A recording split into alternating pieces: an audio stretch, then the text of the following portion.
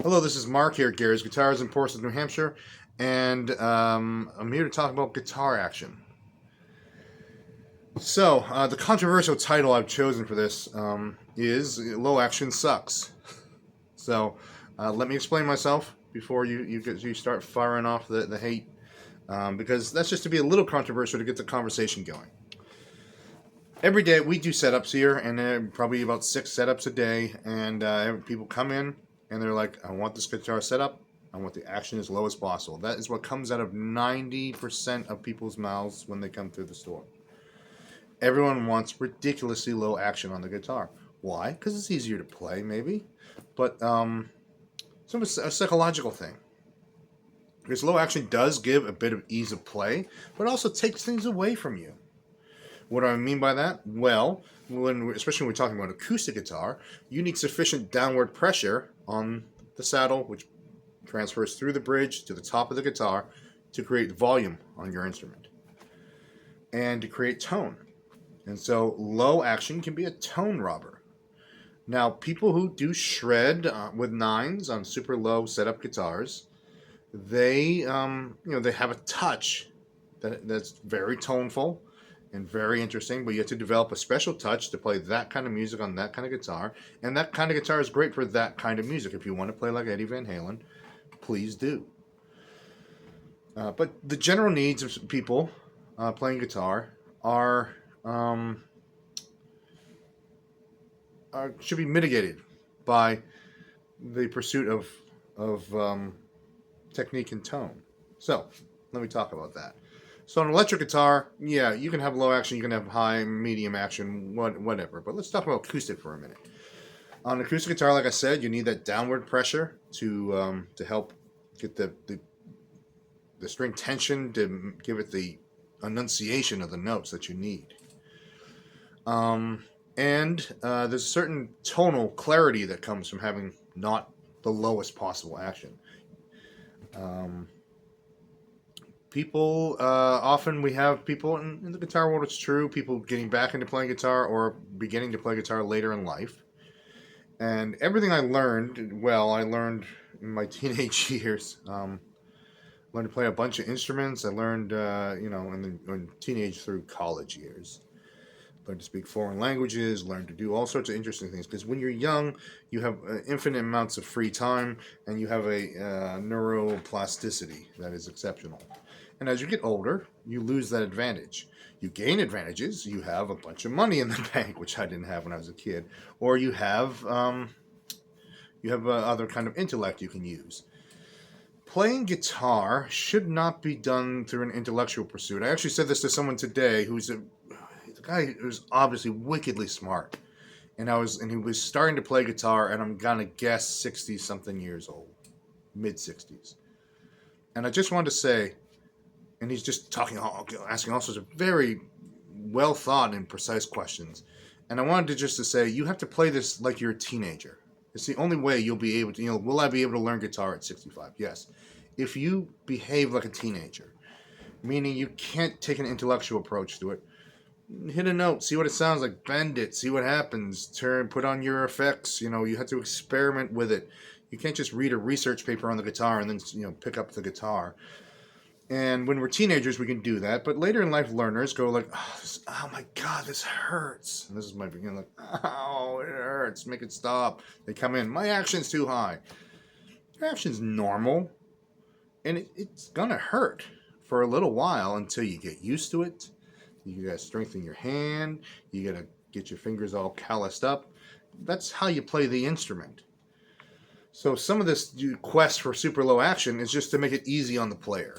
Which, who doesn't like things being easier? Especially some of the popularity of the ukulele comes from its very low string tension. And, if you hand a ukulele to a teenager, they'll have it down pat in weeks. Because all the things they do well, which is push on things lightly, and let their teenage super brains formulate the hows and whys of things, that is ukulele central. Simple instrument, easy to play, only easy to press on, and it just sets them sets them right on that course. Sometimes you hand the same person a guitar with steel strings and not particularly low action, and you see they're like, "Ow, it hurts. I don't want it to hurt. Make it stop." Well, that's just how it goes. So, firstly, just to get back to my point, um, a higher action can increase your string tension, can increase your downward pressure on the top of the guitar, can increase your volume, and help develop the tone. By lowering it, sometimes you kind of rob your guitar of that. When you have the lowest possible action, you may have to get, especially if you have a modern guitar, you may have to get your guitar set up twice a year. Especially here in New England, we have a wide variance of humidity. We have the most humid summers and the driest possible winters. And every time of the year, people come in like, "Oh my God, my guitar's buzzing everywhere. I don't know what's happening." It's like, "No, you need a neck adjustment." And we just do it and send them on their way because it's just welcome to New England. That's how it happens. So when you have the lowest possible action, you leave no room for seasonal changes in the instrument. And that can lead to just a need to maintain the instrument constantly. And so when you pick up your uncle's Martin guitar that is nearly splinters, and it's so hard to press and stuff, he never complains about the action because he never complains about the neck back bowing or forward bowing because the action's high anyway. Neck goes backwards in the winter usually, forwards in the summer, unless there's some weirdness going on. That just happens. And so when you want super low action, you're going to have to be in the guitar maintenance business as well. Now, some people out there love setting up their own guitars. Some people don't want to do that. They just bring it in here. We do it cheaply.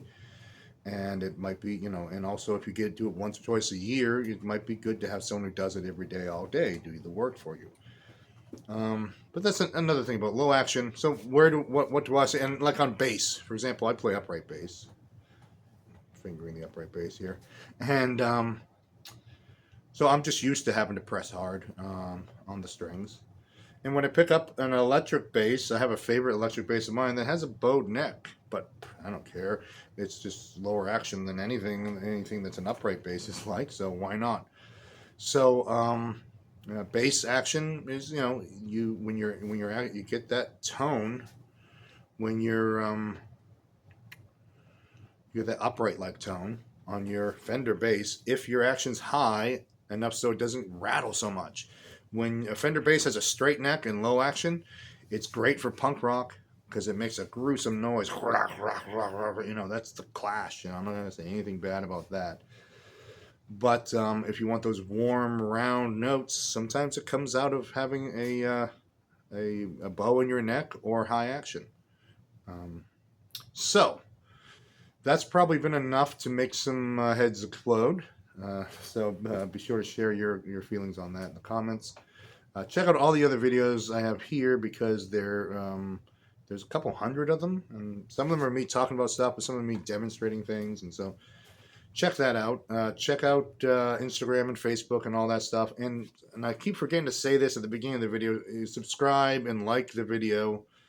It really does make a difference. We'll get videos that have hundreds of thousands of watches, 100,000 watches, and then YouTube gives us, how many of your subscribers, were the watchers, and it's not a lot. So I appreciate you watching, but send us some love down there, and we'll talk to you soon. Thanks for watching.